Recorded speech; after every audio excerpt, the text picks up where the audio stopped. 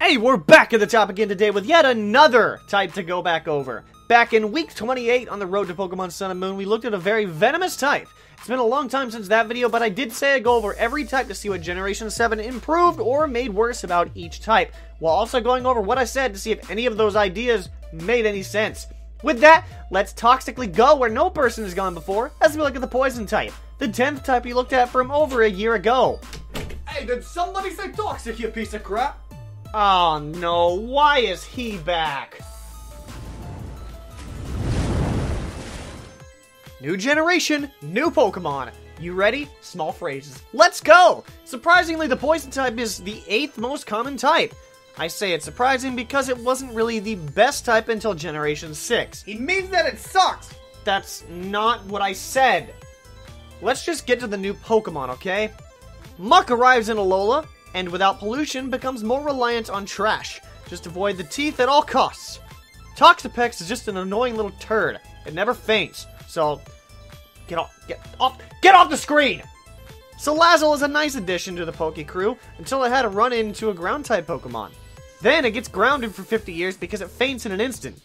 Naganadel comes from Ultra Space and instantly got banned to Ubers. And we covered Nihilego last week, but it's still being nihilistic. Again, new generation, new moves. Let's just hope it's better than the Rock type was. Luckily, we did get at least 3 new moves that aren't Z moves. However, we have a big problem here as none of them actually do any damage. Other than the Z move Acid Downpour, we have the first of 3 new status Poison type moves. The first is Baneful Bunker, the signature move of Toxapex, where the user protects itself from any attacks, but it also poisons any attacker that makes direct contact. The second move is Purify, the signature move of Pyukumuku, where the user heals the target's status condition. If the move succeeds, it also restores the user's own HP. And the final move is Toxic Thread. I have yet to even see this move used, like at all, in-game. It must be a signature move. Oh, and that it is! It's the signature move of Ariados. Odd that a Generation 2 Pokemon gets a signature move 5 generations after it was released. This move poisons the target as well as lowering its speed by 1 stage. A boosted string shot, in other words.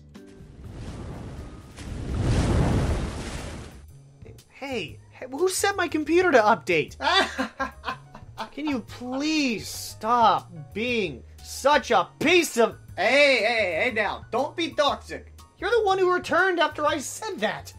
Ah, my goodness. Anyway, speaking of updates, we have the updates to the Poison type that were brought in with the release of Pokemon Sun and Moon. We're going to start with the changes that were added in the first game.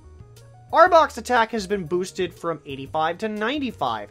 Ariados' special defense has been raised from 60 to 70. Quillfish's defense was raised from 75 to 85. Furret can curl up to coil. Both Grumpig and Wishcash can now belch. I don't know why burping wasn't a possibility before. And now we move on to the changes in Ultra Sun and Moon. Both Scraggy and Carnivine can now spray acid with Acid Spray.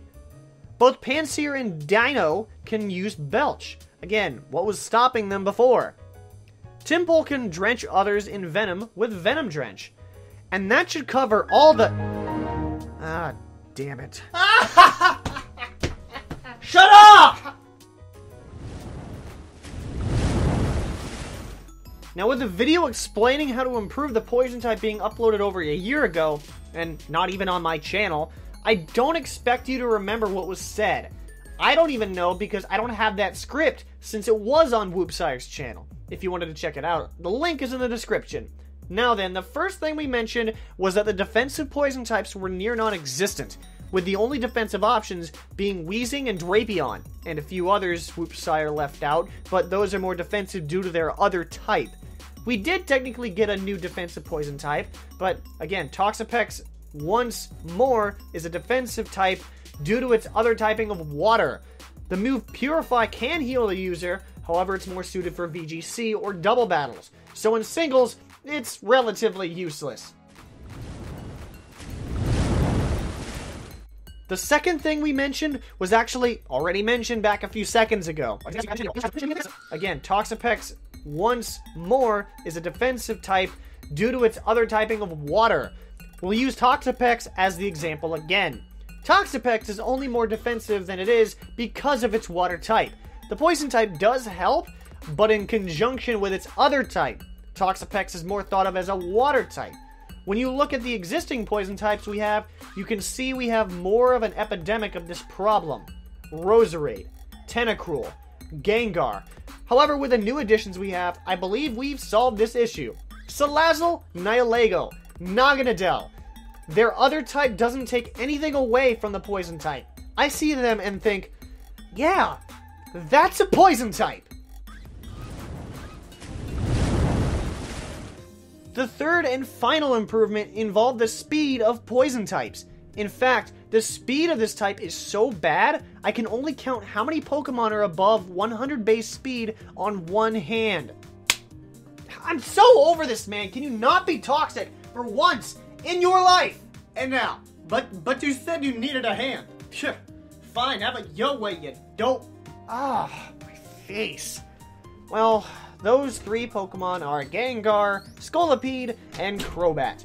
But luckily for us, the new generation brought in many fast new poison types. Now, we need 2 whole hands to count all the poison types above 100 base speed. I thought he was right behind me again. Base speed. Nihilego barely makes it with base 103 speed.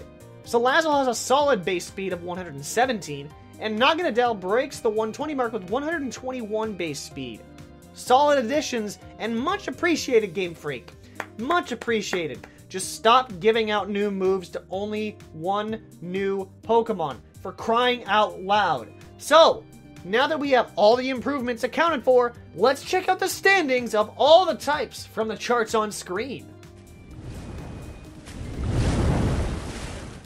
It's that time. Yes, we're back again once again, and we'll be looking at the type chart to see if Generation 7 was able to check off any unused type combinations for the poison type. Remember that this chart does not take into account of Megas, Legends, or Forms. I'll let you know if one of any new Pokemon break these rules. Before Generation 7 began, the poison type had yet to be paired with the normal type, the rock type, the steel type, the fire type, the electric type, the psychic type, the ice type, and the fairy type. With 8 options, I was hoping to clear at least maybe almost half, but I'll settle for a 4th, as we have Salazzle clearing the poison fire type, and Nihilego checking off the poison rock type. I mean, some of these types are otherworldly, like Nihilego. League of Legendsly put, that's all the changes in the updates to the poison type. What changes do you like? What do you dislike? What would you have changed? Am I too toxic for you? Let me know in the comments section below. If you enjoyed and want to climb to the top, go ahead and smack the like button as high as it can go and subscribe to start the climb today. With that, I want to thank you for watching. I'm going to catch you back at the top later on because that's how we do what? Hey, what are you doing back? I told you to stop being toxic. Ah, that's it! Ah! What the hell?